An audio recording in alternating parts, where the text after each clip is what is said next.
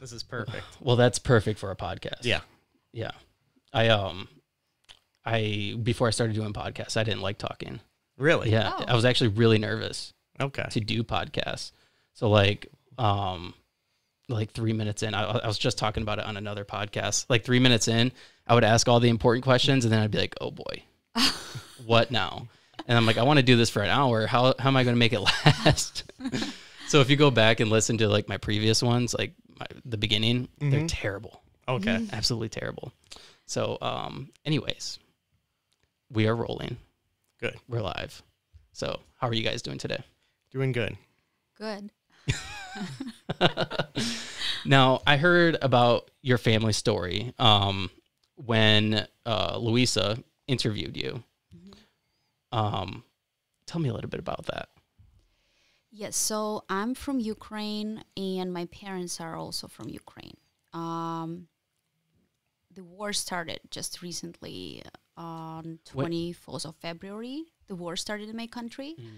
So my parents, they had to run away. They had to literally try to escape from the country because, like, not only the whole country was bombed, but, like, their city was very bad. Like, it was surrounded, and people who tried to escape, they were shot.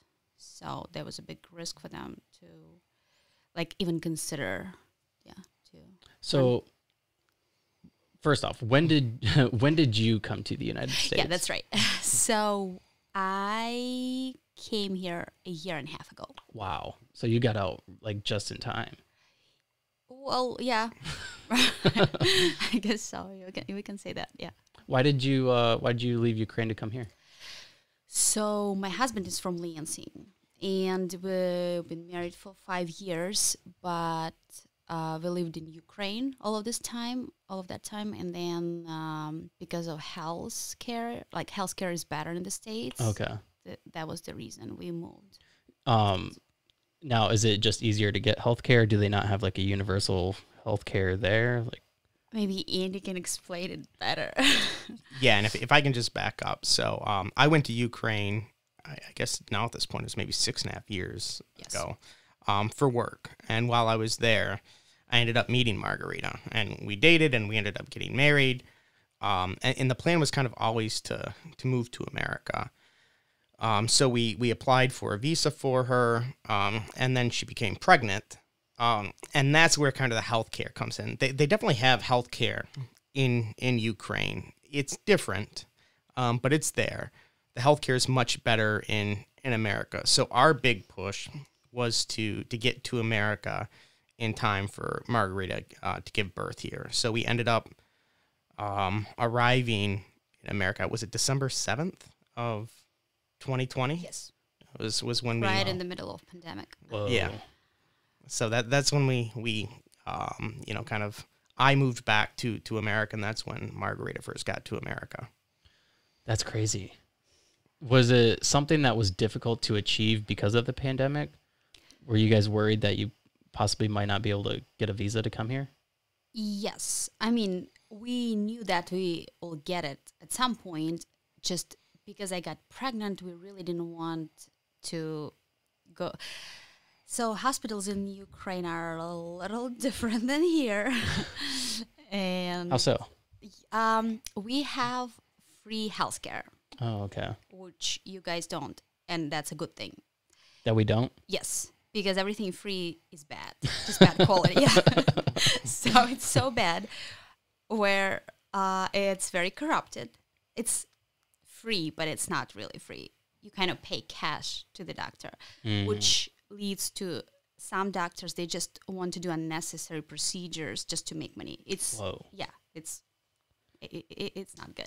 So it opens up room for people to be corrupt because it is free. Exactly. Wow, that is insane. I think that's important that you said that because, I mean, that's the big push here in the States. Everybody wants free healthcare, Yeah, healthcare for all, which, like to a certain extent, everybody should have healthcare, right? It just seems like something that you shouldn't have to, like if you're, like I was just in the emergency room last night. Yeah, because my finger's swollen and it like went up to my elbow and it was terrible. The whole experience was terrible, but I have insurance and I couldn't imagine like if I didn't have insurance, like what that would be like. Like, would I be able to get the antibiotics that I needed? You know? Yeah, we don't know. But, but it just makes things a little bit more complicated. Yeah, it does. So Ukraine's system is quite different than the American system, but there are some good things in it, in the sense that everyone within Ukraine does have a basic level of free healthcare. So in the situation you described last night, you would be able to go to the hospital and you would be treated and you would be taken care of to a certain level. Now, let's say you need a specialty surgery. Like, they can give you medicine, you can continue to ice it, you can put it in a brace, but that's really not going to fix it. Now you need a surgery to reset a bone, fix a tendon. I have no idea what it is. I'm just making stuff up. Right. At that point, that's where the healthcare in Ukraine, you really start having trouble. You're going to need to pay cash out of pocket for that. You're not supposed to, but that's the way it works. Wow. If you want a doctor who is good, and when I say good, I mean qualified, that's going to cost more than the other doctor who thinks he can do it for a lot less money. So that's where a lot of these issues come in. So there's good and bad to the Ukrainian system. Would I like to see, a basic level of healthcare in America for everyone? Yes, I think it's just a big problem in society within America. I know we're getting way off track here. I apologize. One thing I want to mention, though, so here, if you need to go to ER, if emergency happens, you may not be treated right away. Yeah, that was my experience last night. Yes, you probably need to stay for an hour or more, right? Yeah, it was 5 hours, 4 hours, yeah. That wouldn't happen in Ukraine. In Ukraine, This episode is brought to you by Red Bike Delivery. This delivery service operates only using battery-powered, eco-friendly transportation. Red Bike Delivery is there for all your delivery needs, whether it's dinner for the family, flowers for your partner, or new houseplants for your new collection. Red Bike Delivery will gladly deliver those and everything in between. So what are you waiting for? Check out Red Bike Delivery on Facebook or Instagram for more information. Red Bike Delivery, because there's only one Earth. Right away. All the doctors and nurses will run to you because that's how they make money. Okay. That's important.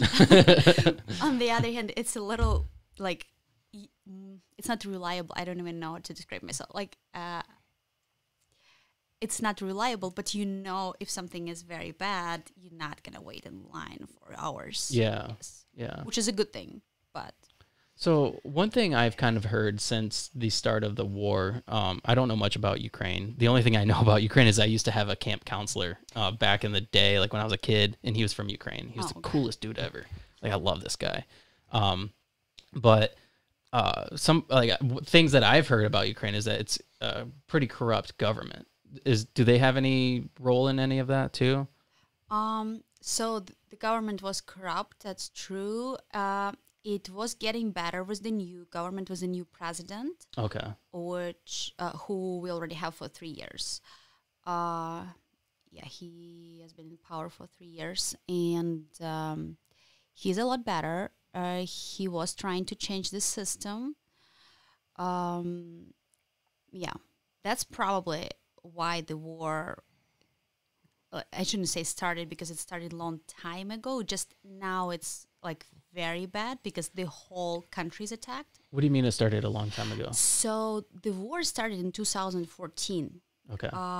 There were 2 regions. They were annexed, they were attacked by Russians. And the peninsula, Crimea, I don't know if you heard about that. That was actually taken. Yes. So, but it got a lot worse now, since February 24th. Yeah, it got very, very bad. Now, one thing that was kind of crazy, when the war officially broke out, the whole country's in war. Social media was crazy, everything, all the coverage, the coverage of it was just insane. There was so much of it, and then it just kind of died off. What's your perspective of that? Do you think people just because it's been going on a while, they just kind of forgot about it and moved on? So you're saying here, yeah. Okay. I think that's very natural. Yes, because people have their own stuff to deal with, their own problems. You guys have a lot of problems. You guys, you're one of us. What are you talking about? But it is very natural. Though there are some promises being made, I don't know. So Ukraine is relying right now on the States, on other countries. They are really hoping to get some weapon and equipment and stuff. Because our country is smaller, our economy is not there yet. Like our army is small, like a lot smaller than. Yeah, but they're doing like really well.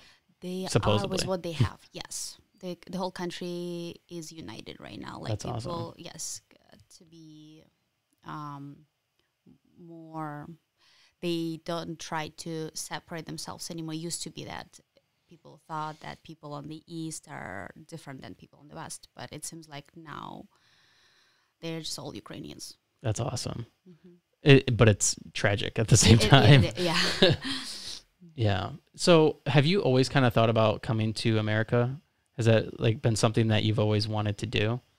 Or did you not really think about it until you like got married to an American? There were some thoughts. So my sister lives in Los Angeles, and she's been there for over, I think maybe like 20 years. Okay. And it's not that I never thought about this. I did think about this sometimes, but I had a good job. I have 2 master's degrees. So in what? In journalism and in economics. Oh. Yeah. So, and that probably wouldn't be that valuable here in America. Why not? I really can't be a journalist here. I can be at a certain point. I just can't be. I can't work on a national channel, I guess, here. Like, it's a lot easier for me to find a good job in Ukraine was what I have than here, just because I did not study in here. Why couldn't you, though? Why couldn't I? Yeah, why can't you work at a major news place? Well, it's not only that English is not my first language, is the first thing, but that's not the only reason. Luisa's doing it. Yeah, she doesn't work on national. No, but she works for a pretty big news organization here in Lansing. Yeah, well, she's good, yeah. That was the whole reason why she came on the podcast, because she's like, I just want to talk about like being a German and what it's like coming to America to try to do this career. It's not easy. It is not. Yeah, she's doing good. So, well, I guess, so what I was told and what I was taught in my university is that each country, or at least not necessarily the country, but maybe each part of the world, like we do things differently, and there are a lot of difference I can see between your journalists here and on national channels and how we are, like the way you look, the way you act. How so? Way you, a lot of cultural differences, I think, is what she's trying to say. Yeah, right. Like sometimes. But what are those TV, differences? Yeah, like your TV anchors, sometimes they look like a Barbie doll, like yeah, which is not acceptable. Really? Yes. So they want you to look real over there, like a real person. Like taken care of. Obviously, you do have makeup and the nice clothes. It's just different style. How do I explain that? Yeah, I know over in Ukraine, they try not to draw too much attention to the reporter. Yes. The focus is supposed to be on the story. Oh. So the way the news anchor is dressed, the way they present themselves, even getting excited during the story, like they wouldn't get excited during the story, and they would try to not dress down, but nothing flashy. Casual. Kind of like your grandma's business attire or something, business casual sort of, okay, or grandpa's business, dress uniform. It's about the story. It's about focusing on the story, and they want all the attention on the story. Where, you know, in America we do present the story, but the person reporting the story sometimes gets a lot of focus here. So that would be a big cultural difference, I think. That's interesting.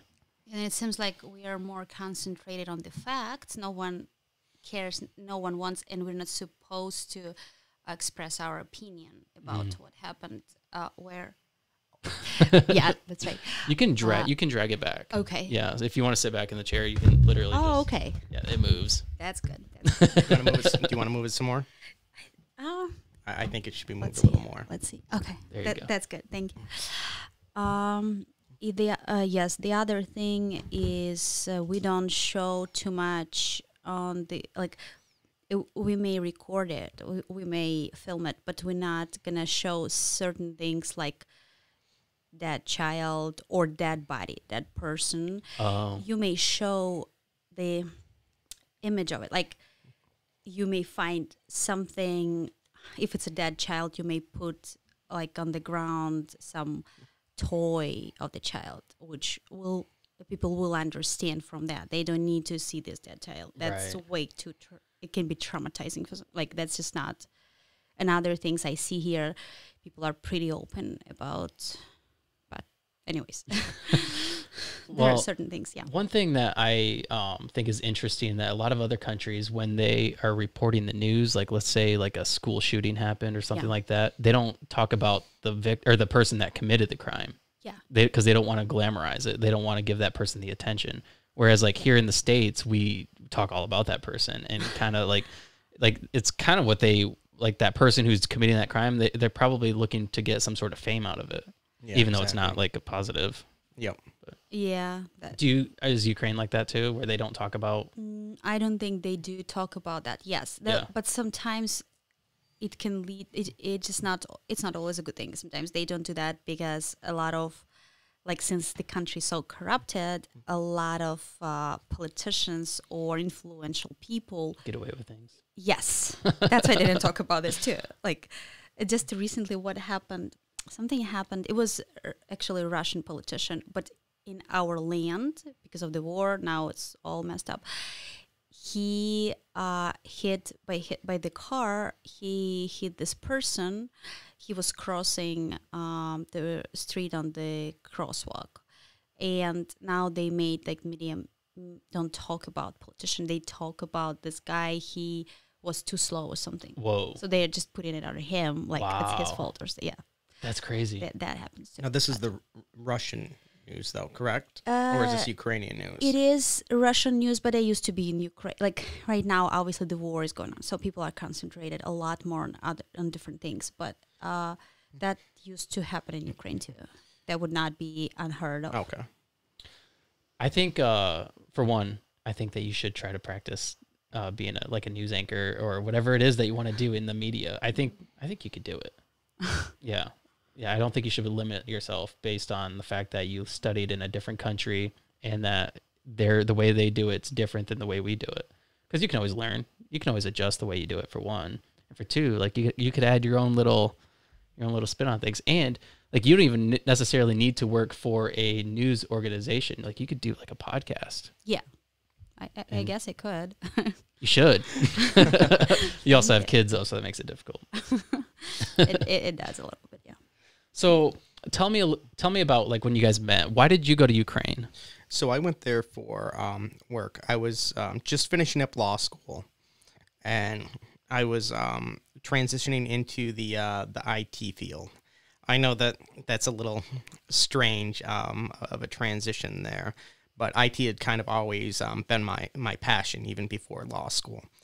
So I went to Ukraine, and I was outsourcing work from America to Ukraine. Oh. So there's a lot of companies here who need developers, and there has been and still is a mass shortage of skilled developers. Really? Yes. And because of the type of work, it can literally be done anywhere in the world because, you're on a computer just coding things. So Ukraine was kind of up and coming at that time with developers and kind of breaking into the IT world in regards to that. So I went over there, looking for some developers and managing some projects.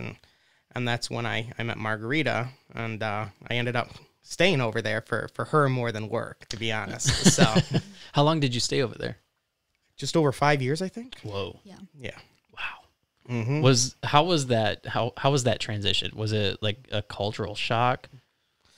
It is a different world over there. So there's definitely a culture shock moving there, and a little bit of a culture shock moving back to America after being in Ukraine for 5 years. What were some of the like most significant differences as far as cultures that you realized or that you recognized? Yeah, people are a lot more closed off in Ukraine. It doesn't mean that they're mean or they're jerks or anything like that. It's just more of a culture. You really don't walk around smiling at anyone like we do in the Midwest. If you're in the grocery store and you bump into someone like here in Michigan, like at Meyer, you would, say you're sorry. And who knows, you might just, yeah, you could strike up a conversation with the person. There you bump into someone and you just move on. It's just another part of your day. And it's not an intent of being rude. It's just part of the culture. But that was a big culture shock for me coming from the Midwest to over there. That's interesting because when Louisa was on, she was telling me about how, like when you're in the grocery store, people aren't talkative. Like they won't be like, hey, how are you doing? How's your day going? Like, where you go to a Meyer here, people are like, hey, how are you doing? Did you find everything? In Europe, we are just not as friendly. Yeah, that's another strangers. way of putting it. Yeah. Do you think that's a better way of doing things or going about life? Or do you think because you guys kind of seen like both perspectives of it. I like the American way better. Do you? It's just a little bit more friendly. Yep. Yeah. What about you? You're from there, so. I am. It's just different. There's no better way. In my mind, I think though, when we don't smile to each other, and we are kind of like, we do look like we are rude to each other, even though we just don't care. We're not trying to be rude. It's a little easier than you constantly have to smile to strangers you'll never see again in your life. I don't know, but it's not bad here. Yeah. I think it's just different, and there are cons and pros. Mm-hmm. So one other difference, I guess, like if you go to the restaurant in Ukraine, and like let's say I'm ordering drinks for the three of us, so I might say just like give me 3 waters, but in America we would say may I please have 3 waters, Oh, right? Yeah. Saying give me 3 waters sounds like a demand and you're talking down. It's not at all there. It's just like you want 3 waters. That's the most efficient way to ask for 3 waters. And there's almost a question of like, why are you asking for waters? You're the customer, Right. You want water, you tell them you want water. It's not rude, but to us, it seems like, oh my goodness, that's just so awful. Treat them differently. But it's, that's really interesting. Yeah. I like that. I like that better.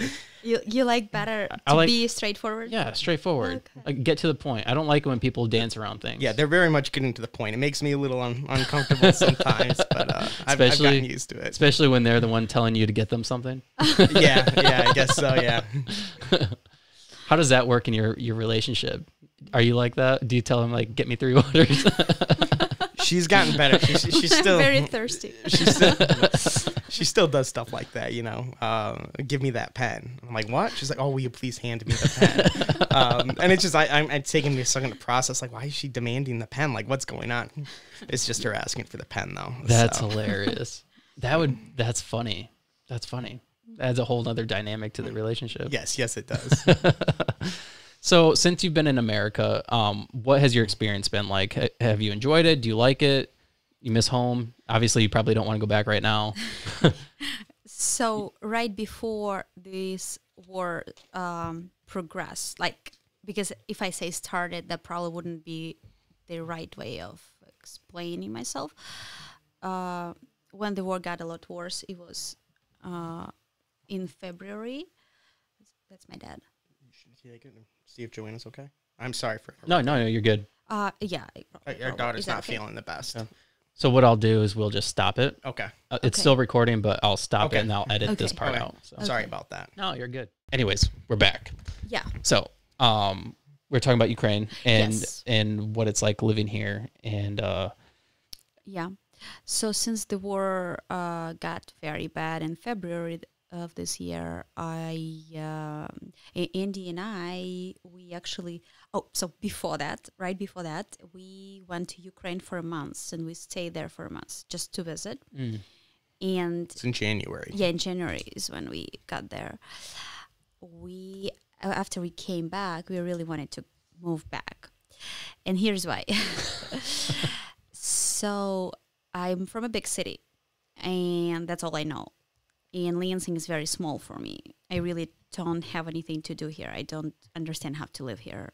And that's the big struggle. Because we've traveled quite a bit, and we went to Los Angeles, New York, Chicago, Miami, and these cities are all very nice. I really like them. I don't miss Ukraine when I'm there. You're on vacation, and you're not living a normal life during those times. No, you're not. Well, I guess. Especially in Miami. That place is wild. Yeah, but yes, like the city is so small, that's why I struggle here. I think the key for Lansing is getting involved with the community, because that's one thing. That's one thing. Like for me, when I moved to Lansing, I'm not from Lansing. I'm from a small town. But then I met my wife. We got married and moved to Lansing, bought the house and all that. But like for the longest time, I'm like, man, there's nothing to do here. Like Lansing is so boring. But as I started doing the podcast, I started talking to a lot of like local business owners and like artists and people who run all these different like nonprofits and organizations. And it seems to me that the key is to get involved in the community and find something that you're interested in, like art or whatever it is, and just kind of like gravitate to that community a little bit. Probably. Also, I see these people, not that I never want to insult anyone, but they're just so different because they were grown up in the villages. Like, is it funny? It's offensive, but What's offensive about that? It's offensive. Okay, so okay. I know what she means. So people are just different. People from cities, like from big cities, like myself, we are just different, and it's real hard to find the middle ground, like the common ground. What do you mean? What do you mean you're different? Like just the different lifestyles, different type of living. And I'm going to jump in here. In Ukraine, within I know it's your national passport. Would it be like our driver's license, or is it also on the international passport where you're born? Yes. It states where you're born. And oddly enough, that actually matters. It's part of the culture where you were born. So even if you move to like Kiev, which is the largest city, the fact that you weren't born in Kiev and you were born in a village, it's almost like a little bit of a scarlet A. Whoa. Yeah. Well, that's not a nice way to explain it. Now this is when we can't be direct.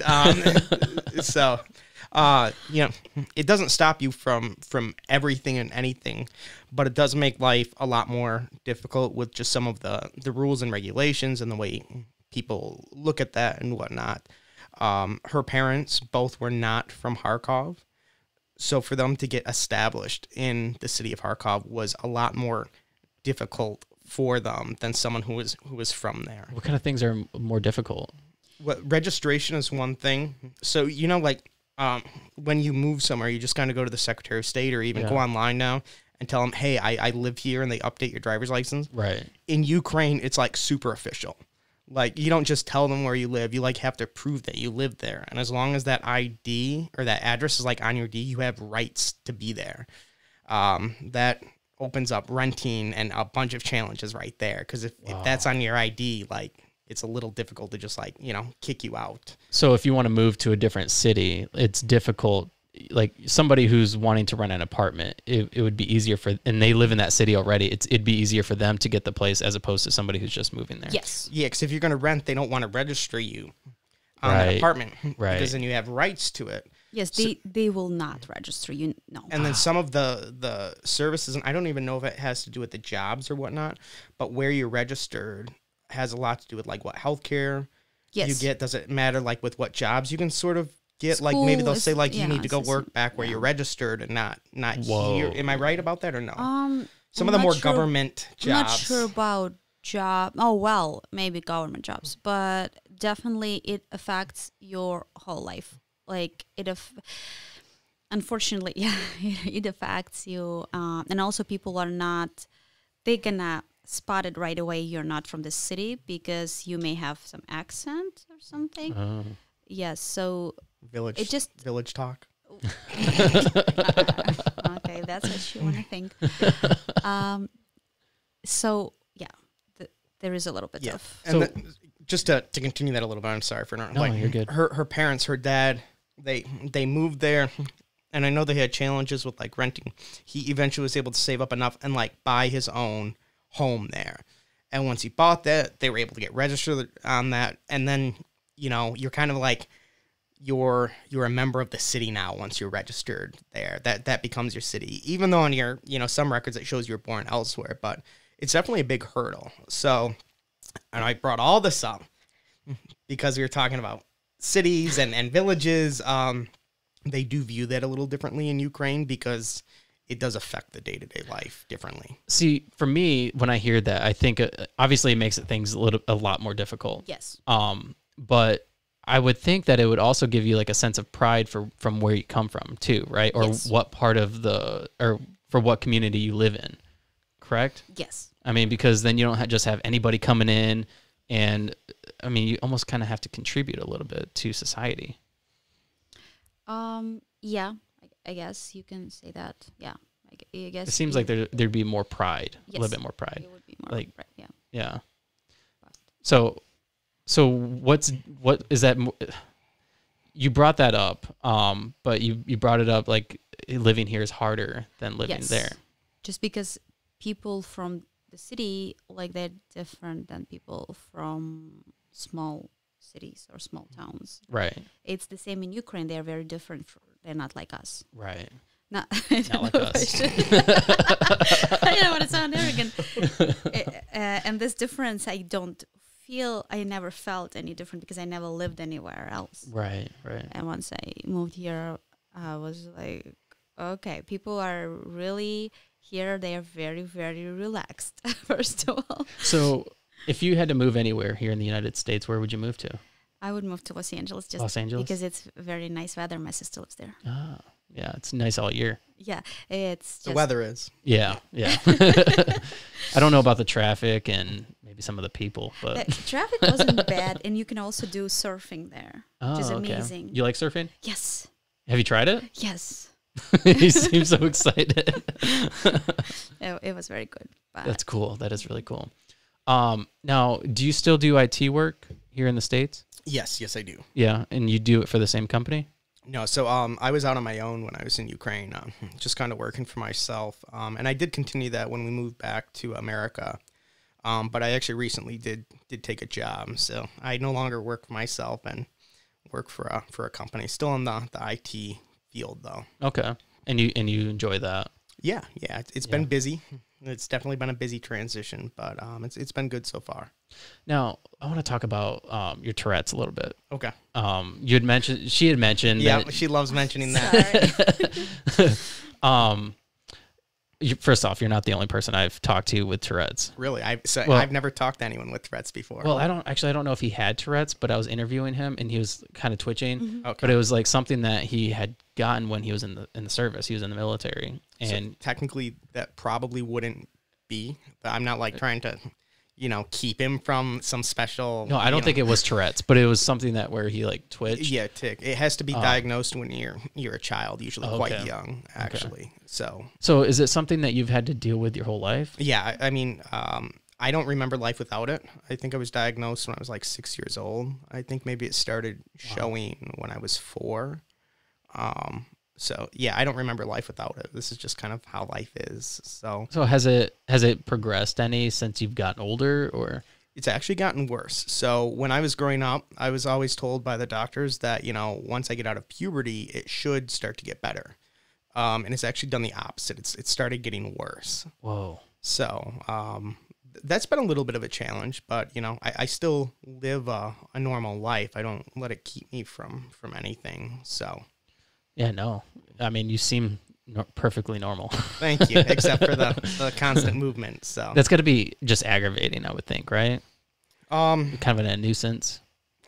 I don't know. I mean, you know, it does cause some troubles here and there. You know, one of the ticks is in my neck. So my neck does get sore towards the end of the day. And, you know, I have to like lay down and just rest. It's the only way to really rest my neck. But other than that, you know, again, I don't know life without it. So when people are like, oh, that must be difficult. It's like, well, I don't know, you know. So to me, it seems very normal. Is there anything that helps with it? Like anything that helps mitigate it? Like maybe stress. Stress. It's almost all comes down to stress. Good and bad stress will make it worse. Because it like you're tensed a little bit. Yeah, and a lot of other factors that frankly I probably don't understand. But you know, life has been stressful lately. You know, we have a 13-month-old who I love dearly. But you know, having a baby adds stress. We have another baby on the way, so that adds a little bit of stress right now. But I know that's going to increase. You know, my in-laws are there now, and they have been super, super helpful. I'm happy they're there.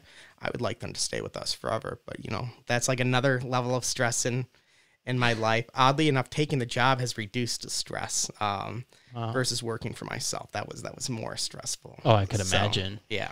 Now, have you tried like doing any like any certain kind of stretches or anything like that? Does that help mitigate the Tourette's or even the stress to where you don't have the Tourette's as active? I don't know how to word that. Yeah, no, I think I understand what you're saying. You know, some exercise, I've tried different exercises. I use a massage gun. Okay. In the evening on my neck. That really helps. There's no one activity though that's going to, you know, magically fix it. Margarita will also help give me, she'll give me massages too. Like she does a much better than the job than the massage gun. So she'll give me like a neck and shoulder massage, and that will help. She'll massage my, you know, hand or wrist sometimes, just from working a lot. That'll get a little bad. So that stuff definitely helps. But there's no one thing like, oh, you know, if I go, you know, work out for 20 minutes and I'm focusing on strength training, you know, and stretching, it gets better. There's unfortunately nothing like that. Wow. And they don't really know what causes it, right? Correct. That's insane. And you said it's in your neck, and the twitch is in your neck, and where else? I mean, I have ticks all over. Ticks, sorry. No, that's okay. They change over life, you know. Okay. So one of my big ones is blinking, eye blinking. I have, you know, ticks on my face. I have vocal ticks. So you just randomly say words? No, I don't do that. I will make noises, but okay. I've self-taught myself how to mask those. So I actually just did one while talking, and you really won't know that I'm doing it. It can, I can do it sometimes when I'm speaking by stressing a certain word in a place. It'll satisfy that tick or, you know, whatnot. Coughing is actually a tick for me. Wow. That was never a problem until COVID hit. You know, now everyone like you have a cough, people freak out. So yeah, I'm still working on that one. So I don't know, but you know, the neck one is definitely the one that probably bothers me the most. I could imagine because I mean, they're on your neck around. I mean, just that like would bother me if I did that all day. Yeah, pretty much. That's kind of what's going on. So. Oh my gosh, dude, I'm sorry that you got to deal with that. It's okay. It's okay. Like I said again, like I don't know life without it. So, I'm married. I have a good job. I have a daughter and another daughter on the way. I really have nothing to complain about. I have a lot of blessings in life. I'm very happy. I have Tourette's, but I'm okay. I'm happy with life. That's awesome. I mean, because in your position, a lot of people, could look at their situation like, oh man, poor me. Like I'm going to let it limit me. I'm not going to, I mean, a lot of people find reasons to not continue. Right. And it's important that you see all the good in life. You have a beautiful wife, 2 beautiful children. Well, 1 beautiful child and 1 on the way. Yep. She'll be beautiful too. I know that. So it's a girl? Yep. Oh, yep. Congratulations. Thank you. July 30th is the due date. So whoa. Coming up. Oh. Are you guys ready? Yeah, I am. I don't know. I never had a chance to think of that because I always have other stuff or other people to think of. Again, since the war started, like there were a lot of changes, and Yeah, I don't know if I hear. Oh, I hear myself now. Okay. For some reason, for the moment, I stopped hearing myself. So yeah, yeah. Like I guess we'll be ready. We're gonna have to. So you said your in-laws or your parents are living with you guys. When did they move here and why did they move here? We haven't talked about that yet. Yeah, they moved here exactly in Lansing on 19th of April. You got the dates down. I was pulling up the calendar. Yes, but they moved here because they are Ukrainian refugees. They escaped from the war, but they stayed for a month in Spain before they made a decision to move here. Now, I was reading the article that Louisa wrote, and she had wrote that a bomb landed directly on their front doorstep. Yes. Yes. Did it go off? That's true. No. It just stuck in the ground. Whoa. Which, like, it literally saved their lives. So, but that was the moment when they made a decision. They really have to run. They have to escape. How did they escape? Because you said that the country was shut down. They weren't really letting people out. The country wasn't shut down. The city, they live very close to Russian border. Oh, wow. Yes, and the city was surrounded. But that's right. So there was a risk. They definitely took a risk to try. They left like very early in the morning, and they were just able to find the right way. They were able to find the way where like no one was there like waiting for them. And so this is kind of like the Sparks Note edition here. I don't know if you're familiar with that, honey. It's like just a quick overview, sort of. So when the full-scale invasion started, no one really knew what to expect. No one knew how far Russia wanted to take this. No one knew how Ukraine would do defending itself. So her parents, you know, put yourself in their mind here. They're both 63. They own 2 homes in Kharkov. They have 3 other pieces of property that they own, garages, but a little different than what we would probably envision. That's why I say property. Margarita's dad has a business there. It's a smaller business, but nonetheless, it's his business. It's very successful, though. Whoa. Yeah. And that's kind of where life is. So they have a lot invested in the city of Kharkov. In addition, people of that age in Ukraine have seen the banks fold twice in their lifetime. So any money that was in a bank account when it folded was just gone. Whoa. So they don't trust the banks. So you literally hide and hoard all of your cash. And then, you know, what about inflation? What about investing? Well, that's where property comes in. That's why her parents would buy, you know, property.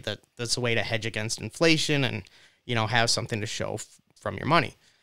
But with the war, you know, they can't sell their property. So everything is there that they have. You know, their whole life is literally there, except for their 2 daughters who are in America. But they don't know what the scale of this war is going to be. They don't know how long it's going to last. You know, will Russia just, run through Kharkov and just continue on, and you know, the day-to-day will be the same, even though it's like now part of Russia, which no one wants. But, you know, from a certain aspect, your day-to-day life doesn't change that much, unfortunately. So we just, you know, they don't know. We don't know. But as the days go on, we see that none of this is the case. There's a lot of artillery shelling. There's bombing. There's a lot of explosions. You know, it's almost like a siege warfare on the city of Kharkov. And it's definitely affecting, you know, her parents. It's affecting people we know. It is destroying places that we knew we would walk by every day. They're just like leveled now when we see these images. So Marguerite and I like knew that this war isn't going to end anytime soon. We could see that it's devastating. And you know, we kind of both came to the agreement that her parents need to get out of there. But like I was saying before, put yourself in their shoes, like put yourself in their mindset. They don't want to leave. Yeah. And I don't fully blame them, you know. All we can do is like talk to them, like, we'll help you. This is how you can leave. So they're really hesitant on leaving. And that's when let me see here. Was it the bomb dropped? Like in their front yard, right there, right in front of their place. And it didn't explode. And that was the wake up call for them. Like, it's like, we need to get out. So they decide to get out, so they've gone through like that whole mental thing of like, do we stay? Do we go? They finally come to the decision to go, but it's not that easy. It's just like going. There's a massive gasoline shortage. So, her dad has a car. It takes diesel, right? So his car was full. He had the tank full with diesel, but there's nowhere to buy diesel. He's like asking friends, do they have any gas tanks with diesel? He found one friend who had a gas tank, but it was just regular gasoline, unleaded, not diesel. So they decided to go anyways. We had a family friend who was younger. What is she, like 30-ish or 29, I think? Yeah, she's turning 30 soon. She decided to go with them. And the idea was that she would kind of help navigate. Like, she was a little more tech savvy because the cell phones were working, but it wasn't great. Right. Because they kind of needed to know where to go. Because a lot of these villages, getting back to that, small towns, it will be under the control of Ukraine one day, and then at night there's a skirmish, and then Russia takes it, and vice versa. So you really have to be careful as you're driving, who is controlling this village you're going through. And it's not a full freeway system like we have here. Like, you just get on 75 and drive all the way to Florida, and you're there. It's more like taking the highways, sort of, where it goes. Yeah, exactly, where it stops through all these towns. So you have to be really careful with that. So it took them 3 days, I think, to get out. They happened to find a place to stay each night in different locations in Ukraine. They did manage to find fuel for the car. After 3 days, they got to the Polish border and they were able to cross. Wow. So that was kind of like, that was the big step is convincing them that it's best to leave and then having them safely get out. But the journey didn't end there. That's just like step one. And then I'm going to kind of like, not trying to take over your job, but I'm going to turn it over to Margarita about like the border crossings, how it was happening before, who's allowed to get out and who's not, and all that stuff, if you're interested. Yeah, absolutely. Yes. So they were able to get out because they were both, doesn't matter. Tell them the rules first. Yes. Okay. The rule is that for men who are older than 18 and younger than 60, they have to stay in flight. Yes, they have to stay.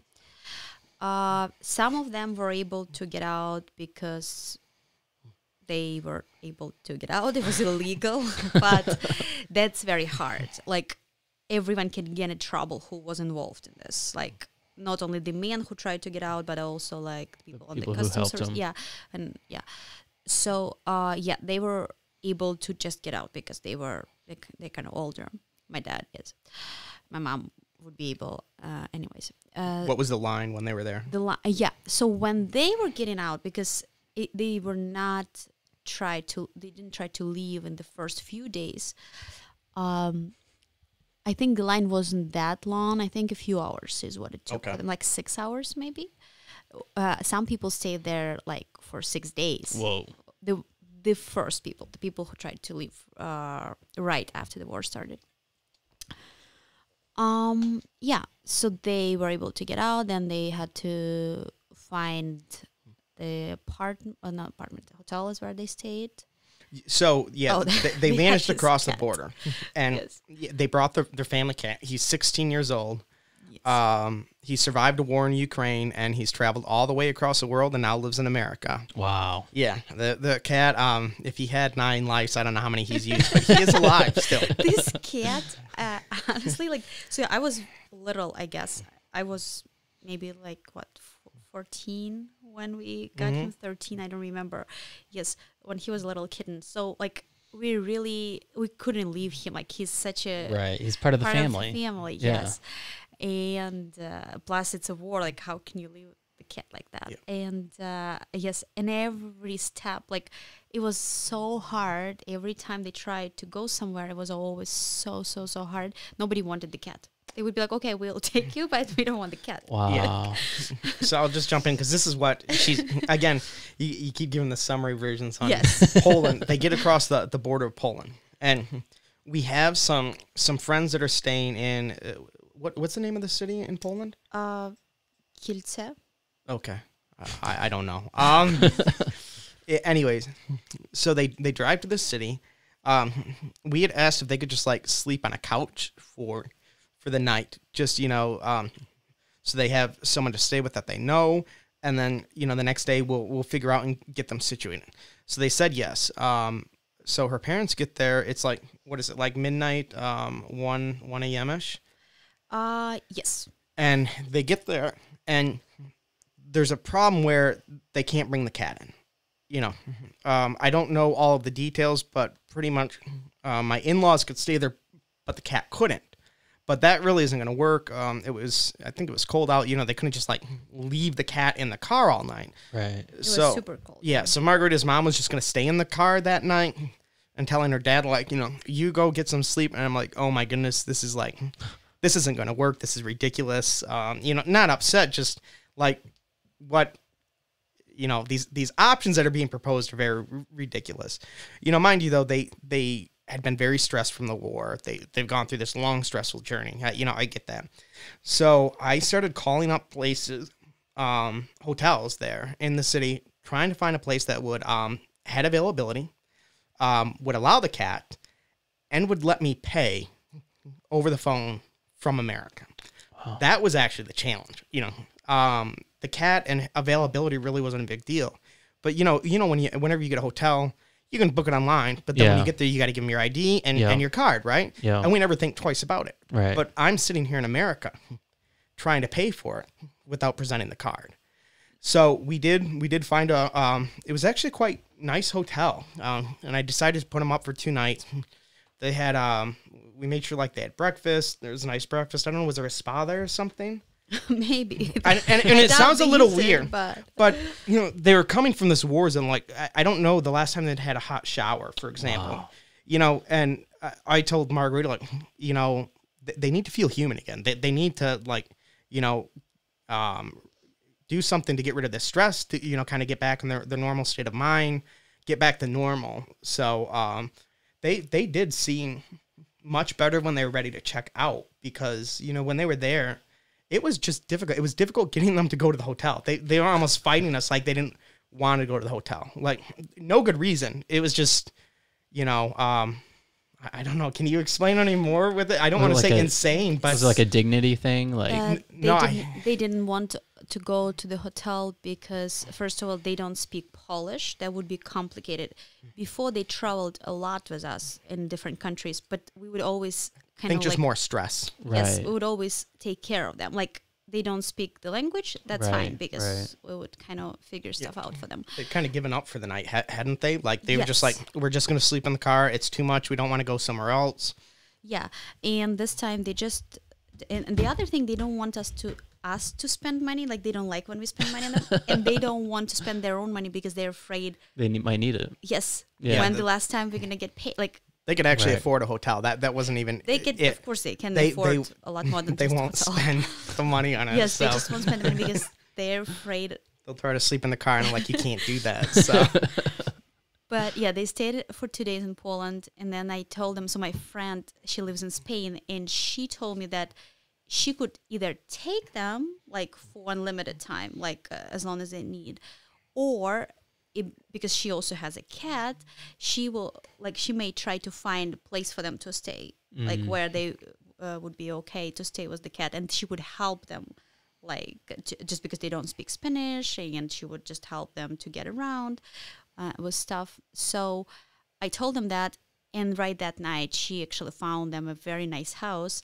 What is it, $3 million house? Whoa! It was like a 3 million euro. Yeah. What is that in American money? Spitballing at like 3.5 million. Whoa! So. It's a very expensive house, and this lady, the owner, she lives in England, so she really like she was just nice enough to let them stay there by themselves. Wow. For free. It was a very nice house. Plus they had all the like the maintenance would come, like do things around. Whoa. Yeah, What do they like, do for a living?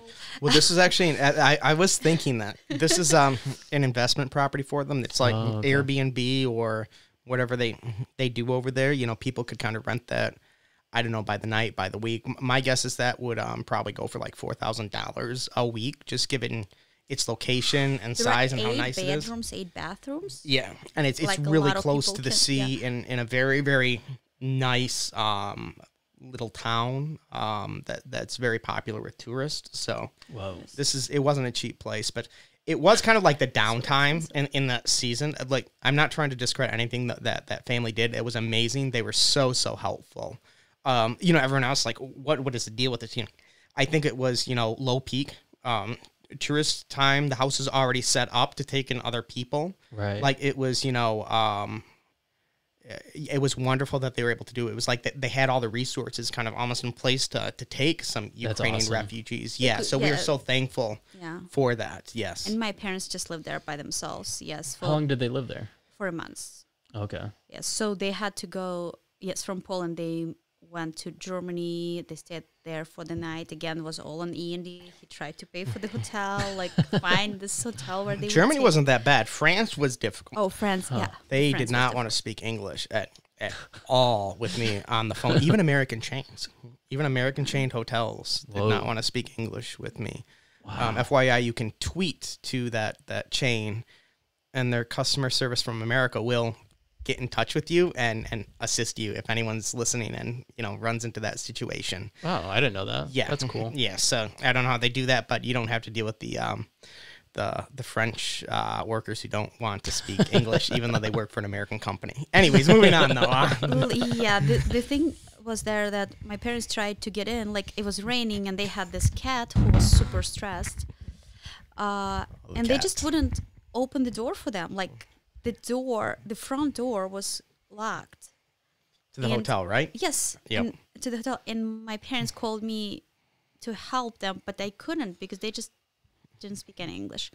Andy tried his best. Like, I don't remember how eventually they got I think I had another phone in front of me with Google Translate. And I think I was like, you know, putting that on speakerphone, playing it through the phone that's connected with them in France.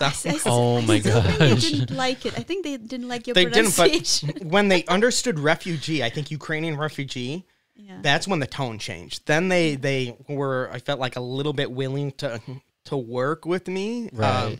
You know, they were not fluent in English by any means, but at this point, you know, I don't know, they were able to remember some English. So, wow. Yeah, so after France, they moved to Spain, and they stayed there for months. That's what we asked for, like 4 months, because we still hoped the war would end. It didn't. Yeah. And we had to make a decision. Like, we couldn't just stay there. Like, it's an expensive place. We didn't want to take advantage of people. Mm-hmm. So at a certain point, we made a decision for E&D to go. Again, you're speeding through this process. So they get to Spain here, and we get them situated. And then for Margarita and I, it was just like like we can breathe, you know, this weight off of our chest. Right. And then 5 minutes later, Margarita's like, "What now?" And I'm like, "Honey, like, you know, they're there, they're good. We need to like de-stress and take some time." So then the next day you're like, okay, what now? And we kind of talked about this, like, to the point. Yeah. I don't know. So we, you know, there's obviously, what if the war ends? We want the war to end, you know, and then they may be able to go back to Ukraine. The other option was, you know, getting them to America. And we knew that there was a way for them to come seek an asylum or as a refugee, but the U.S. government didn't have a program in place at that time. Whoa. So I was telling Margarita, like, you know, let's wait. And we ultimately decided, like, let's give this 2 weeks because they have, you know, about 4 weeks there. So we're just going to kind of de-stress for 2 weeks, kind of take care of our life and our stuff.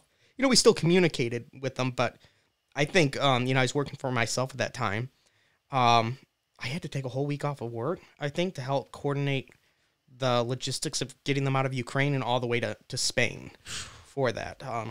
So it was again, not complaining, but it was a lot from That's stressful. from us too. Yeah, like it wasn't just like they just made this journey. Like we were constantly available on the phone and like looking things up and planning things and figuring it out. So we needed some time too to like, go to the grocery store and get things taken care of, and so I could get caught up with work again. So we took those 2 weeks, and they had 2 more weeks left, and the U.S. government still didn't have a program set up for them to come to America as refugees. When was this? This would have been like the first week of April, because you said they got here on April 19th. Yes. Yeah, so I guess we're talking like the first week of April 2022 right now.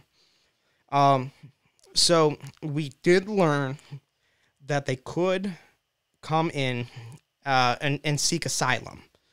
And that didn't really need a program in place for that. That's just kind of always been there. But that's kind of complicated. So I started looking into that. Pretty much to seek asylum, you have to come to America first and then ask to seek asylum or claim asylum. And you're like, okay, that sounds easy. Just get on a plane, fly into America, and when you get there, say, hey, I'm here seeking asylum. Well, the problem is you can't get on the plane without a visa. So you're really limited to just doing this at a land border crossing. And with the laws, Canada is not an option, because in Canada, you're not allowed to seek asylum in America coming from Canada unless you first tried to seek asylum in Canada. Whoa. And Canada's denied it. However, Canada would have most likely granted it to them. So that really just, took Canada away. So the option we're looking at here is getting them to Mexico, having them cross at a land border crossing, like an actual checkpoint, asking for asylum as a way to come into America. Once they're in America, then, bringing them up here to Lansing. So that was the conversation we had. They've got 2 weeks left, 2 weeks in Spain. They've got about 2 weeks left to go. We know this, me and Margarita, but her parents don't. So Margarita decides to explain some of this to them because, it sounds stressful because it is stressful. And, it was almost like selling her parents on this. So I'll let you kind of take back over here. So we're 2 weeks into Spain now. So, once we made a decision that we'll probably try to move them over here, I tried just to move them over here. Like, I thought they would just be able to get on the plane and come, but they just got so anxious because they were so traumatized. And by the plane, you mean just like flying to Mexico by themselves, right? Yes, I thought they just will be able to fly to Mexico. But they were like, no. Even though I didn't even tell them that Mexico is very dangerous. Because then they had been to Mexico about a year before. But where did they go, honey? To Cancun. So that was their vision of Mexico was Cancun. Oh, yes, man. and even there, they didn't feel safe. Oh, my gosh. So, I was like, I guess we don't have any other options, so I just have to tell them this. And they said, we would only consider going to America if Andy comes and picks us up. But again, that wasn't what they said right away. Yeah, well, right away. For 1 week, they're like, no, this sounds too difficult. It's too complicated. It's not going to work out. Yeah. They were just like, no, shooting it down left and right. Yes, because they were even thinking that maybe they will be going back to Ukraine, but they'll be deported back or whatever. No. Is that what they were afraid of? Oh, no. They were thinking that maybe it's best for them to go back from Spain home, go back to home, move back to Ukraine. Just because they were so anxious. Also, there's no stability. They did not they were just not sure what to do, and they didn't want to spend a lot of. So they have this money, but they don't want to start spending it everywhere for everything because they literally don't know when the next time they will be able to make money. So eventually, we were able. I think I stopped talking to them at some point because it was. Well, it wasn't like you're just like, I'm not going to talk to them. It was becoming very stressful. Yeah. Because they needed to move out of this place. They're coming up on a clock. They didn't know what they were going to do. And, they're talking about going back to Ukraine. We're like, that's not possible. We're like, you need to come to America. And they're like, that's not possible. So it's kind of like going nowhere. So like, you know, this wasn't communicated. It's like, you know, we stopped talking about it for a few days with them. They stopped talking about it with a few days. Obviously, there's less communication because this had been a lot. Right. So it wasn't like you're just like, I'm not talking to my parents. But yeah, so there's like this break in the communication. We have a few days left that they can stay in Spain. And then that's when we get the phone call. And then if we can take a break here. All right. So we get the call. And we're back. Yeah, and they are kind of like almost begging Andy to come and pick them up. Like now they want him instead of always saying no, stop asking us for coming to America. Now they want him to come, and because they are kind of hopeless, like they have no idea what to do. Come back home, it's kind of dangerous. Stay in Spain, like it's expensive, plus they don't know Spanish. It just, yeah, it's all complicated. They don't have anyone but my friend who helped them a lot. Even though, so Andy needs to go, like we make a decision that Andy needs to go to pick them up. And he... What day do we make the decision? A Thursday, right? Yes. I leave Friday. Yes. And he took, 5 days off of work? Well, not, I think it was only 2. Okay. Okay, because of the weekends, yeah. But anyways, he was able to go there, like, easily, obviously. You flew to Mexico?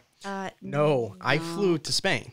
Oh, you flew to Spain. So, yeah, on Thursday they tell us, I had been looking up how to get them to America. And again, you know, you'd think, okay, just find a flight from Spain to Mexico, easy enough, right?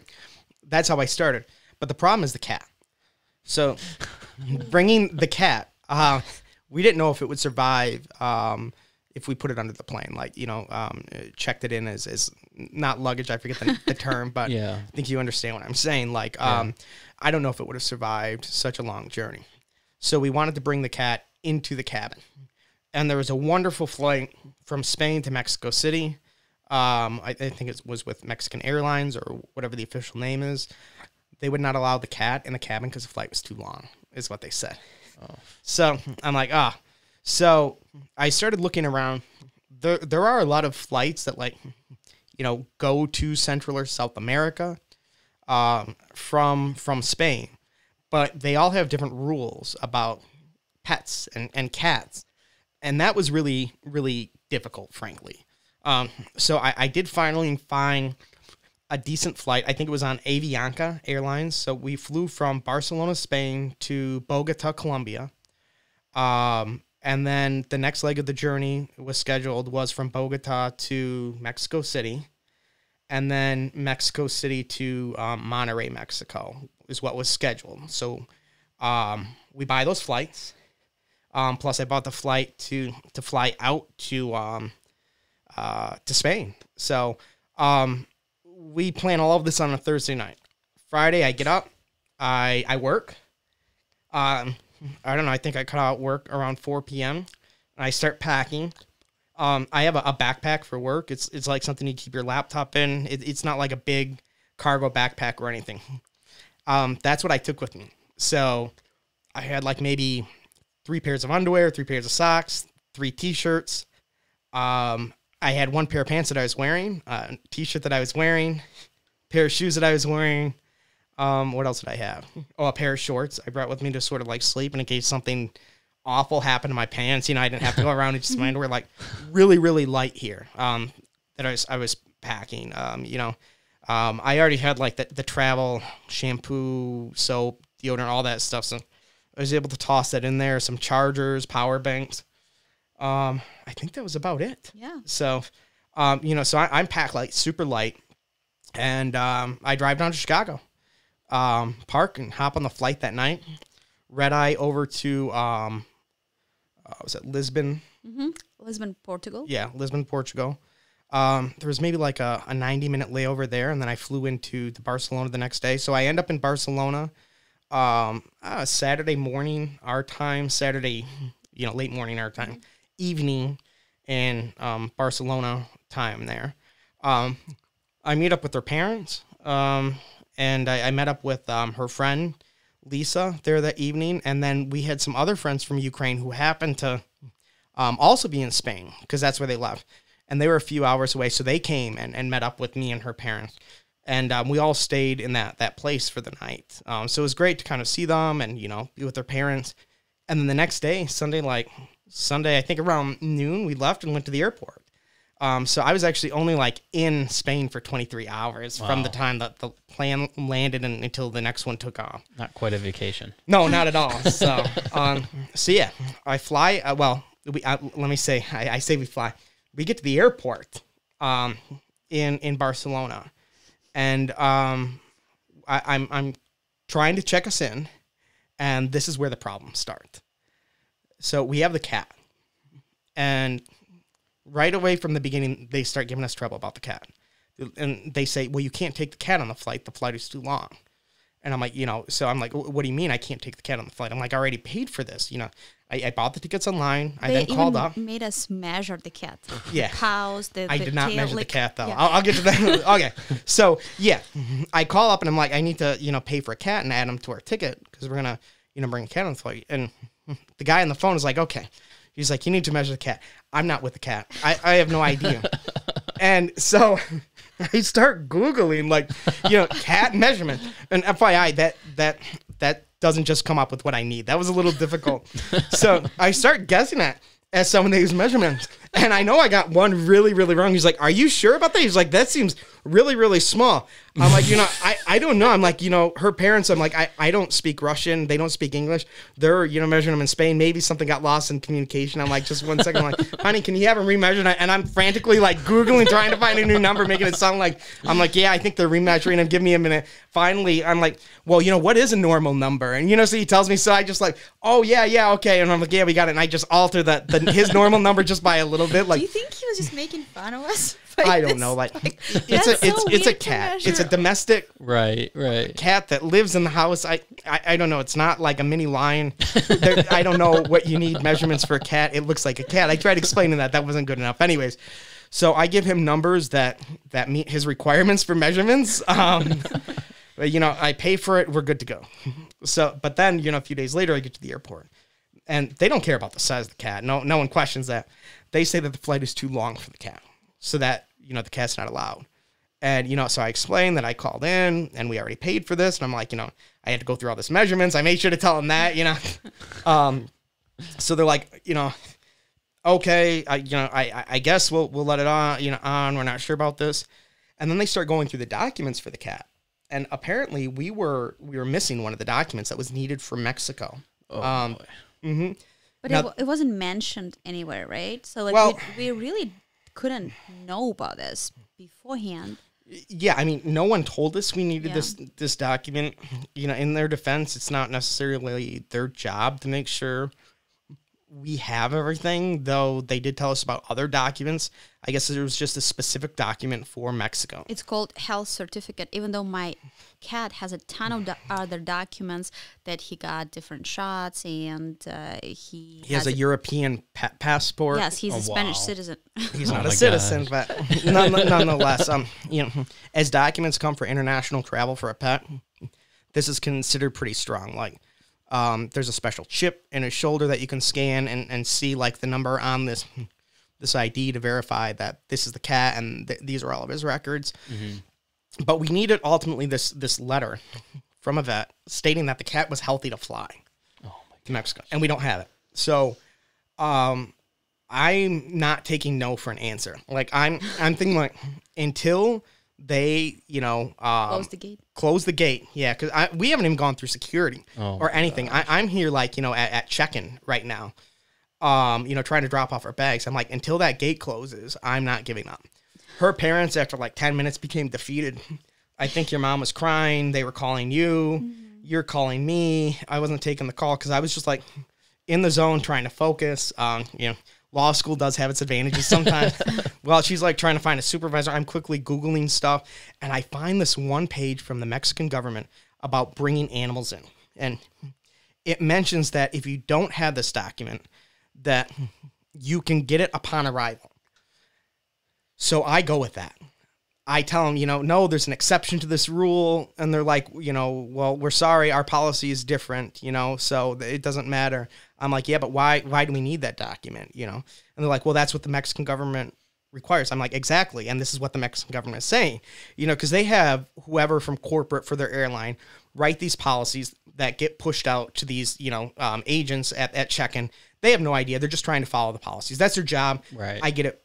But it doesn't mean they're 100% correct. Right. So they're trying to deny our boarding. Or negotiable. Well, typically they're not, but we did. I asked, like, is there a vet there that we can get over here to examine the cat? And like, no, it would take too long. So after like an hour of, continuing to work and showing them getting supervisors down there, like showing them this stuff, telling them to, asking them numerous times, almost telling them to, call up the Mexican government, see what this is, telling them that, I'm here with Ukrainian refugees. Why are you trying to stop them from getting to America? Stuff like that. They decide to let us on. Wow. I am shocked. So I like, was so shocked. I was like, I couldn't believe that he was able to negotiate that, because in the airport, they usually are not like that. Right. I was surprised too. I'm Once not going to lie. Once they say no, it's no. Yeah. But, until that plane takes off, like, we still have seats and it's not over until then. So we're like booking it. Like, we get our tickets and I'm telling our parents, like, Bistra, which means hurry up. Because we have to like quickly clear security, clear passport control, and get onto the plane. Because even though they've let us go through now, like, if we miss that plane, we're going back to the whole same conversation. Right. So we are like the last ones getting on the plane. I don't even think there was anyone in line. We were literally the last ones, there. So they let us on, like we go through, and before we were even on the plane, they had closed the door at the gate, and we're like, ready to go on this flight. So we get on, and I'm able to relax at that point. I think that was like maybe, was it an 11-hour flight or something? Yes. It was a long one. So, but when you're on the flight, nothing can really go wrong. You're just up in the air. You're at the mercy of the pilot. But that's okay. So definitely had a breather there. The cat, his name is Siri, which is, means gray, yes. Correct? He doesn't like traveling, and, I don't blame him. But the plane ride was difficult. Thankfully, one of the flight attendants had like 2 cats at home and loved cats. So in the middle of the night, when everyone is sleeping, she gets all the flight attendants together and comes and asks us to take the cat all the way in the back of the plane. And they let him out and let him run around. I think it's called like the galley or something back there. And the flight attendants are blocking it so that the cat can't like get up to where all the passengers were. So he was able to roam around. They had snacks out for him, water for him. Wow. They got a litter box out for him, just letting him stretch his legs and whatnot. They were just so wonderful. Hats off to that lady for doing that. That really, really helped with the journey. So yeah, we get to, we landed Bogota. We, get through there. That wasn't a big deal. No real problems there. We have a connecting flight to Mexico City. We get on that flight and we get into the flight and we're like sitting down. We haven't even taken off. And, there is like this lady sitting in the window seat.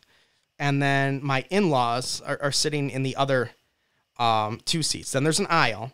And then I'm like in the middle section. So I think that there was where I was sitting, and then there's like 3 more seats to me. So there's 4. So it's like 3, 4, and 3. But we're not even together or something. So they sit down, and the cat needed a bath. I will give him that. Like, he wasn't necessarily the cleanest at that point, and it is what it is. So they sit down, and he's kind of meowing because he's not super happy, and I get it. So this lady, she starts complaining to them, like telling them they need to move, and they don't speak English, so they have no idea. And, so I asked her, I'm like, can I help you? I'm like, these are my in-laws. They don't, speak English. So I'm like, what's going on? And she said that she doesn't like cats. She doesn't want to sit by the cat. She's like, they need to move. Yeah, and I just want to mention that it's economy. It's the cheapest flight you could book. It's not private jet. It's if she doesn't want to fly with a cat, she can fly private. That always makes me laugh when people are on a flight and they think they can like tell people what they expect on a flight. It's like, how much did we pay the same amount for these tickets? Yeah, and the cat, we bought the ticket for the cat too. He's legal there. It's not like the cat is there just like, yeah. So anyways. Yeah, exactly. So you know, she wants us to move. And I'm like, you know, I'm really sorry. I'm like, you know, these are the seats like they've assigned us. I don't know where we can move.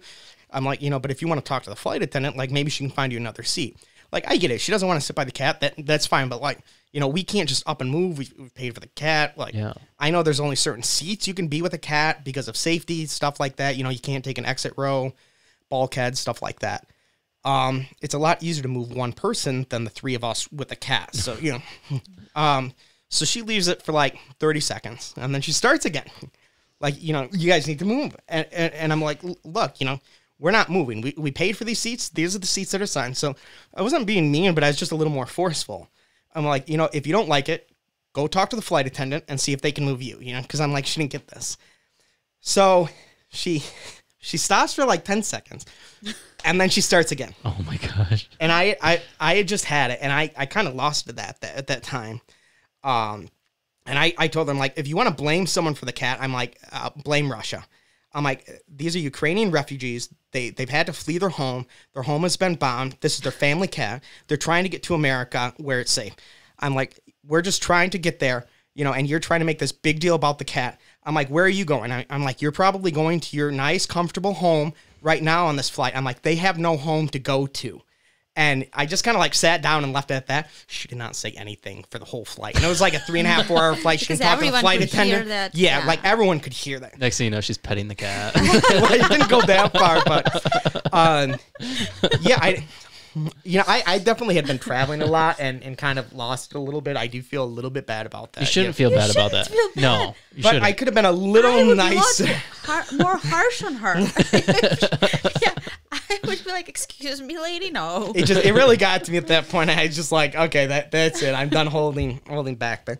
So we take that flight, and frankly, I was so tired. I probably forgot about that after 10 minutes. It didn't like stress me out. It wasn't like, oh, there's that lady that'll fly. Like I totally forgot about it. So we land in Mexico. We get to Mexico, and this is where the fun begins. Because mind you, we don't have that document. So we try to clear. I believe it's customs. I always get these names mixed up. It wasn't passport control. I think it's customs first, where you go through things. And they're like, do you have anything to declare? I'm like, well, yeah, we have a cat.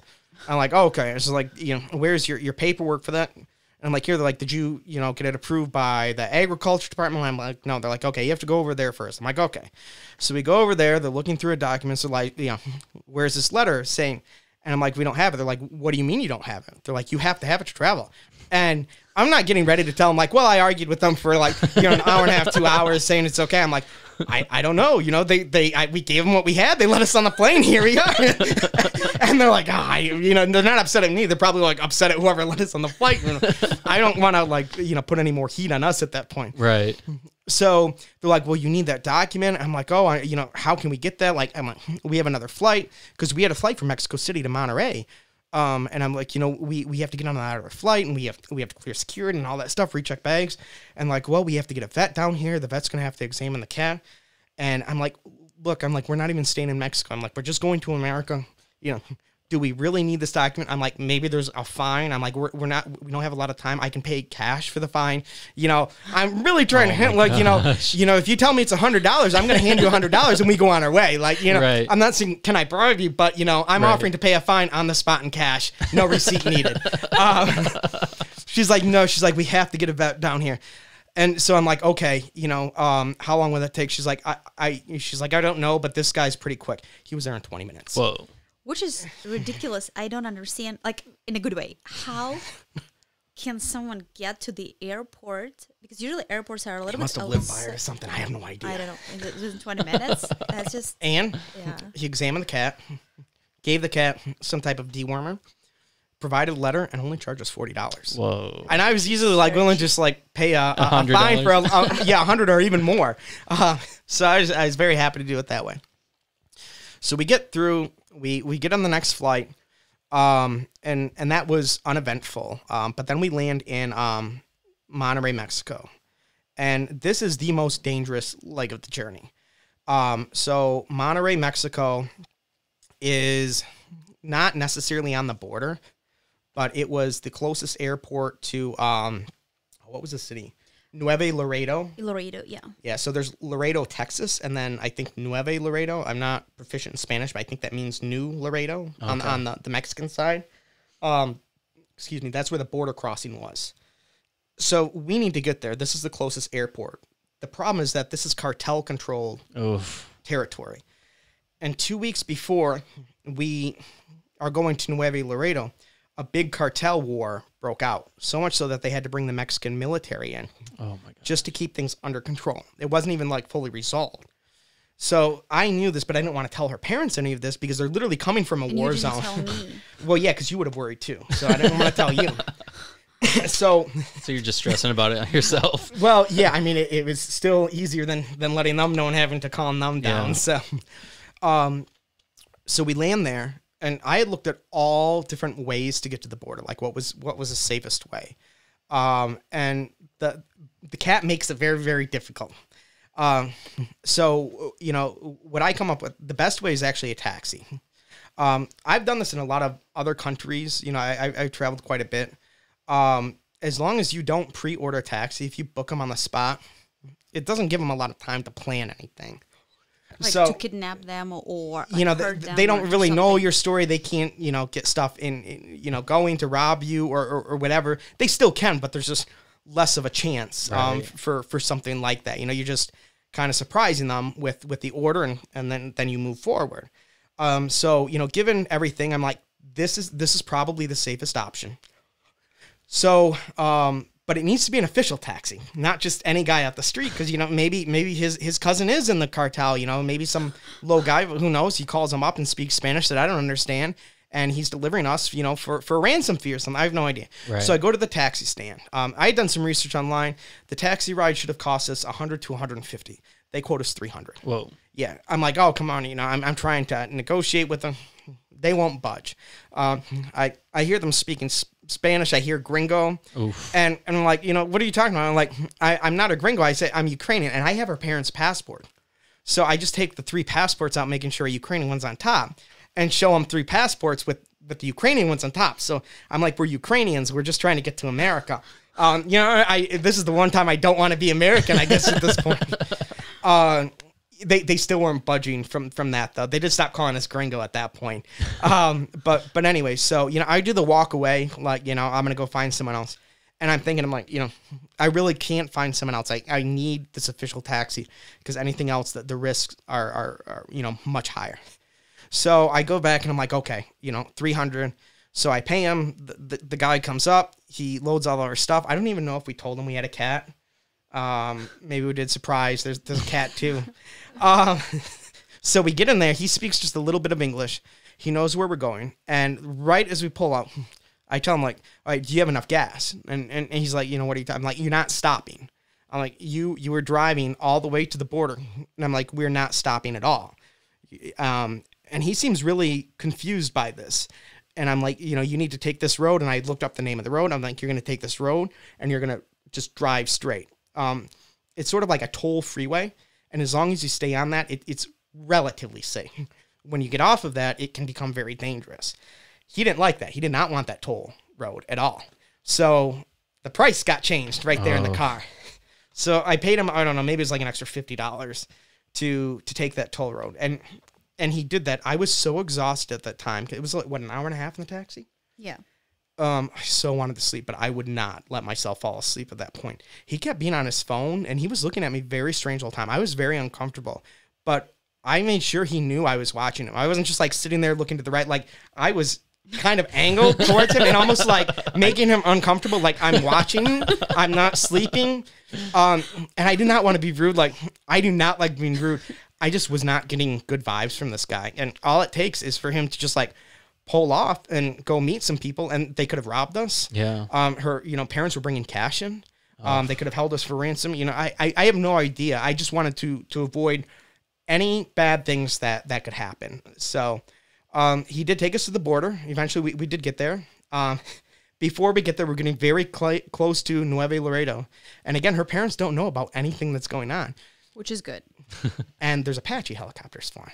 Oof. And there's like a couple of them. And they're getting closer and they're getting louder. And I see them. And then her parents see them. And I'm like, oh, at the horror show, you know, it's okay. I'm like, tourist, trying to say, I don't know the actual word for tourist, but I think I'm like, okay, I'm like, as long as they don't see the guys on the 50 cals up there, we're good. It was definitely military helicopters there because of everything going on. I didn't want them to stress them out even more. So we get there, we have to go through the Mexican passport control while we're in the taxi. Then they let us off the bridge, and with our suitcases and everything, we start walking across the bridge. And when we get to the halfway point, there's U.S. border agents there. And they're just asking everyone walking across, like, are you a U.S. citizen? And when I get up there, they ask me, I'm like, yes, but they're Ukrainians. I'm like, they're here to seek asylum. I'm like, okay, just wait right here.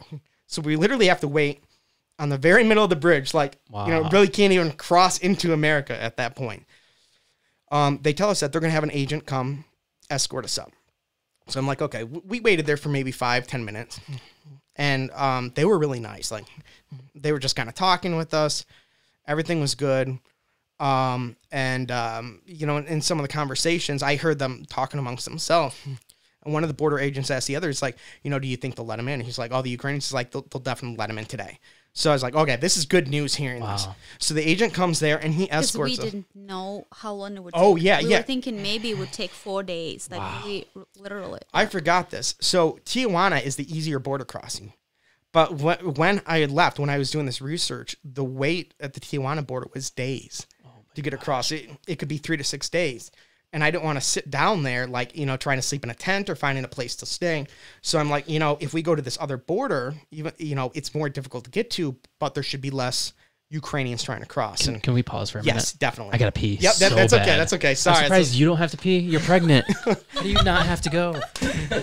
Sorry, we're really taking this no, you're good. long here. All right. And we're back.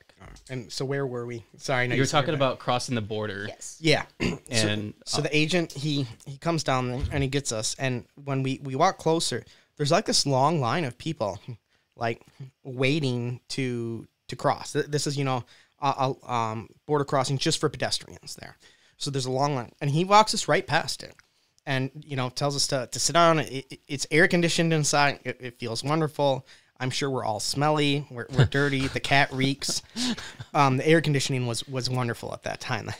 So we sit down there, maybe for 2 minutes, and like a border agent finished like letting someone through, and then she just calls us right over, like right away to come up.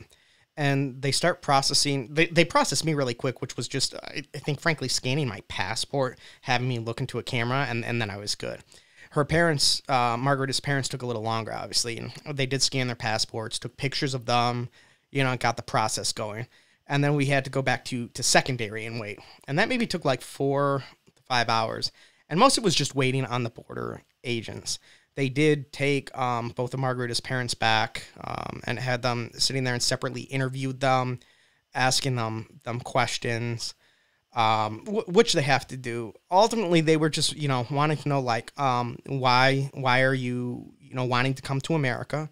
Because they won't let anyone in. So, they pretty much communicated that it's not safe. There's a war going on, which is good, but they have to be told that. Mm-hmm. They wanted to make sure that, they had a place to stay, so I told them, yeah, they'll be staying with us. So they kind of went through that, and they just had to process paperwork. Kind of get them in the system. And they didn't grant them asylum. They granted them humanitarian parole, which is a little different. It's a lot easier to get than asylum, but it's this weird entry status where there's not a lot of rules set up, which is good and bad. So they're just here. They're here for like up to a year, and it can be extended easily, but no one knows how to deal with them because they're here on humanitarian parole.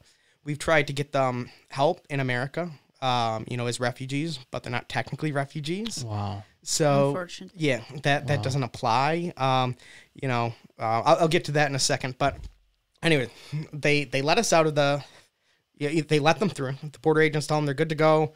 They give me all their paperwork and everything. We walk out. We're in America. We take a selfie right away. I think there's like a church's chicken in the background. It looks like Mexico. Was there an American flag though? I think there was an American flag in the background. It did look very bad there. So there are certain parts in America look very bad. Just rough. Yes. Yeah, this was Laredo, Texas. It did not feel like America, but it was. You know, so I took the picture, posted it on Closest thing Facebook. to Mexico in America. Yeah. He sent me 10 of hotels. They wanted to stay in the hotel because they were so exhausted. And all the hotels were like very bad. Motels? Definitely. Very bad. So not only were they bad, so look, it had been a long journey. It was maybe 7 or 8. We needed to go to San Antonio to catch the next flight. But even if we were to catch a flight that night up to Chicago, I'd have to make the drive back. I'm like, that's not happening. I was so exhausted. I'm like, let's just get a hotel in Laredo, but it needs to take the cat, which always makes it difficult. I managed to find a Red Roof Inn. You know, that wasn't an arm and a leg for 2 rooms. Though, you know, someone may have left an arm or a leg there at one point. So we get in there. We did, you know, I did splurge on 2 rooms. So, you know, we'd each have some privacy, which was nice. I had no clean towels in my room. Wow. I think I told you that I dried off with like a rag or something, like a washcloth is what I used. Oh my gosh. I was just so tired. You didn't care. No, I wasn't even calling. I was like, I just needed to get some sleep. I walked to Pizza Hut, picked up a couple pizzas, brought those back. Her parents loved that. That was their first time eating in America. Pizza, just because you're so hungry, you love everything. We were very hungry. Yeah. They drank Dr. Pepper. I think it was their first time having Dr. Pepper. Oh, yeah. And then I brought bottles of water, which her parents. I always like when we're traveling. I always like buy bottles of water, and not these small ones. No offense, like 1.5 liters. Yeah. At least 1 per person. Yeah. And our parents always think I'm like crazy for this. I did the same thing, but everyone needs to stay hydrated. Yeah, you get headaches. Yeah, I do. And when they I just travel. won't. They won't drink. They won't drink water, and they yeah. So I brought. Oh, you are drinking. Yeah, yeah. They killed that water. So they each had like 1.5 liters. I think they, you know, when I went there in the morning, it was gone, and they found some small bottles and drank those. I'm like, oh my goodness, they finally drank the water. I'm glad I brought it because normally they're telling me no, but they finished that. In Ukraine, we don't drink water. We like to drink tea, juice. Milk. They don't just drink plain water. Typically. Really? Sometimes, but it's not like we do. Like if you need with a peel, but not like how you guys do that. Well, here. sparkling water though. Well, sometimes we drink sparkling They water. know it's healthy, right? Yeah, but it just doesn't taste good. It doesn't Water taste tastes like amazing. anything. Yeah, I love water. Good for you. me too. So we're in Laredo. We took a taxi there from the border to the hotel. It was a Lyft. The guy was nice. I didn't tell him we had a cat. He seemed okay with it though when he took us. I got talking to him. I'm like, hey, do you want to take us to San Antonio to the airport tomorrow? And he's like, how much? You know, I had done some research online, and I offered him like $50 less than what I think Uber would have charged. And I know Lyft is a little cheaper. He was very happy with that. So he met us at the hotel that next morning, picked us up, and drove us to San Antonio. He also knew we had a cat and was okay with that. So that was like really good. Big deal. Yeah. So he gets us to San Antonio, drops us off at the airport. We go and I think I had reserved airline tickets or something. Oh yeah, that's right. I needed to pay for them. You know, that was a little difficult because they don't take cash. They don't take cash. They don't take cash. The card had hit its daily limit or something. Oh my gosh. I remember I had to go buy gift cards. I know this is sounding scammy now. By putting cash into a machine, getting like credit card gift cards to use to pay. So we did get on. It was just, you know, not as easy as I would like. Then we go through security in San Antonio, and they pull my mother-in-law aside. They're like, you know, your bag is tested positive for explosive material, or your jacket or something. They're like, you need to come over here. We need to do a fuller search. And she doesn't speak English, so she doesn't know. And I'm like, can you tell me what's going on? It's like, you know, they're doing the TSA thing like they're big and bad. And I'm like, well, she doesn't speak, you know, English. So then they were happy to talk to me, you know, at that point. And they told me, I'm like, well, it probably is explosive residue. I'm like, she just came from Ukraine. And then they started to calm down a little bit. I'm like, you know, she was in a war zone. If you're saying there's explosive residue on her bag or jacket, it probably is. People were, you know, Russia was dropping bombs by them. So they were really nice. They did kind of go through her stuff briefly, like some of her bags, but then they just sent us on our way after that. You know, so, you know, they've got to do what they got to do. I get that. Just, you know, don't shut me out right away. Right. At least hear me, like when I'm like, she can't, you know, understand you. So, but they were good after that. We got on the flight. We made it to Chicago with no problem. Got in the car and drove home. And was it Tuesday night I was home? Yeah. Yeah, so Tuesday evening, I left Friday evening and made it back Tuesday evening. That's a journey. Yep. So it was how many countries he visited and stayed. It's very fast. Yeah. Still. Mm-hmm. That is insane. And then all the things that you went through, with all the border control and all that stuff. Oh my gosh. Yeah, it was a journey. So while they're here, are they able to like work and get a job? They probably can't, can they? So they have the ability to work and get a job. We have to apply for permission, but they would be granted permission. I actually need to get that application in because it also gets on the Social Security number. Oh, cool. They're both 63. They don't speak English. I don't really... we don't know what type of I don't see work going very well. They don't need to work either. Yeah. So I'm okay if they don't. I mean, I don't know how other people feel about this, but, at 63, I think, like, the best they're going to get is not a very good job, know. And when I'm up close to retirement, I don't want to have to go start back on the bottom of the ladder. So I don't think your parents would either. They're very helpful with my daughter. Yeah, I'd rather them just stay at home and be part of the family. Built-in babysitters. Yeah, they that's awesome. At night they let us sleep. Joanna is still waking up at night. I don't know if your kids don't wake up, obviously. No, anymore. My son does a little bit, but he does. He goes, still? to climb in our bed. Oh, okay. She's crying. She's yelling. Yeah. And they even if they see us waking up, they send us back to sleep. Wow. They're like, no, we're gonna take care of this. Like they just really want to help. So Because I'm pregnant, I get tired easily. And Andy is it lets me work working more. hard. So that's cool. That's really cool. They definitely found a purpose, which we're happy for. Like her dad does a majority of the babysitting, and her mom does a lot of the cooking and cleaning. Oh, very cool. So it's such a blessing. We don't use them though. Like it's not like they're here. It's such a blessing to have them. And the family has gotten a lot bigger, and it does come with some adjustments, but they're very, very helpful. Plus, it's nice just to have them. They're safe. I enjoy spending time with them. I was really close with them when I lived in Ukraine. We did a lot with them. Cool. So it's maybe a little more than the typical in-law, son-in-law relationship. Right. So, I missed them before the war, just not being able to see them as much. It's just so nice having them here. Plus, they've kind of plugged into the family so quickly. That's cool. It's worked out very well so far. That's really cool. Yeah. That's really cool. Now, as far as like their homes in Ukraine and the business, is it still there? Is the business still going? So her dad was a plumber, so it was a plumbing business. So he would go and do plumbing work, and he had people that would work for him. He had storage warehouses and other stuff. So in regards to the business, I mean it's kind of the people and I guess the clientele. So I don't know if it's there. It's not like a storefront per se. Okay. The property. Have you heard anything if they're? So we are trying to get a hold of people sometimes, like who can just go there and check. Sometimes they also leave the city, then they come back. So it's not like we can daily know what's going on. But like the last thing we heard, it was not damaged. Like it was not. So their home is still there. How about the other apartment? Your old place? I don't even know if anyone checks on that one. Okay, that's fine. Yeah. So last we knew, their main home was intact. Yes. That's very cool. Yeah, I didn't know that actually. That's good news. So. Yeah. So wrapping this podcast up. Yep. We've been going for an hour and 46 minutes. Wow. Which I mean, some of it I'm gonna have to edit out, so it's probably more like an hour and 40. But still, that's a long time. Yeah. And it's quite the story, quite the journey, and it all took place within a matter of days. Yes. Which is insane.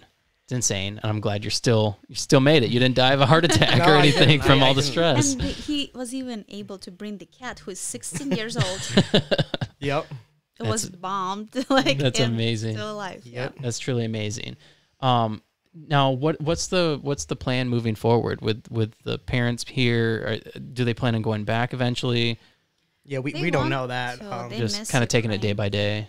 Yeah, they miss Ukraine, but like right now it doesn't look safe still, and it's just getting worse, and then a little bit, and then worse again. So yeah, not really. We don't really have a good plan in place. Definitely day by day. Yeah. So it's Yeah, it's too soon to tell because things just change so quickly. You know, once this is all done, will they have a place to go back to is like, you know, one of the big questions. Right. I would like them to stay with us. Like we've already talked, you know, about trying to find a bigger home for us, you know, trying to find something like with like an in-law suite or maybe like a walkout basement that has its own kitchen and bathroom, sort of like they would have their own place within our home to try and accommodate them in that regard. They kind of want to go back to Ukraine for, you know, mixed reasons. It's an adjustment. They don't speak the language. I was there, you know, in Ukraine. I kind of know some of the things they're going through, but I was a lot younger in a different situation. So they're trying to learn English right now. They went to this school. What is it? It's not English. Is it English school? Yeah, I guess Friendship House or something on campus. Oh, okay. Yeah. So they do adult English as a second language, but they work out. Like they're members of the gym here. What else they do? They go to Impression 5 Museum with Joanne. Like they try to stay busy so they don't think too much. About as we get them more plugged into the culture, if they're able to learn the language, I think they'll become more okay with staying here. They definitely see, you know, some of the benefits of being in America, plus being with their family. Yeah. You know, it's just their whole life is back in Ukraine. So it's kind of like a toss-up, you know, there. But as they get more integrated into Lansing, I think it will be better for them. And, you know, the shift on where they want to be may, you know, move much stronger in staying here in America. We have to figure out how to do that legally. Right. There are a lot of different routes, but not all of them have made themselves available yet because it takes time in the U.S. government. So we haven't pulled the trigger on anything yet. But it is a situation I've been monitoring and, you know, plan on making a move as time progresses on making sure they have options to stay here legally in a way that would set them up in the best possible way to live out the rest of their life here. Right. So, well, I have faith that you can do it. Thank you. You seem to be able to organize and orchestrate all of this perfectly. I got lucky with a lot of this. So, well, I mean, luck is a lot of everything. So I guess so. Yeah. And I'm glad that you were able to get them here and that they're alive, that they didn't die by that bomb. I mean, that's incredible. Big. Yeah. That's incredible. And thank you again for coming on and sharing your stories. It's been fun. Yeah, it wasn't. Thanks for having us. Yeah, absolutely. Absolutely. All right. Bye, everyone.